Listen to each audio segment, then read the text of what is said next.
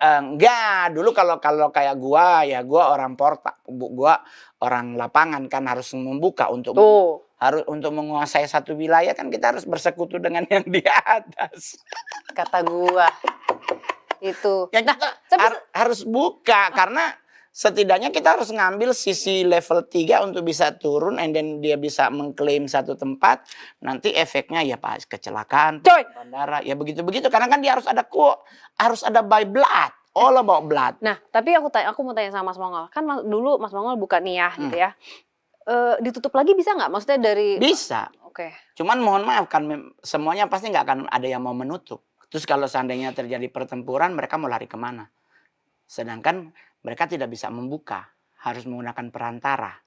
Kamilah yang membuka untuk dia muncul. Nah kalau kita tutup, terus dia mau kemana? Ya. Jadi otomatis dibiarkanlah terbuka. Yang menjadi masalah adalah saat ini gue nggak berani menutup.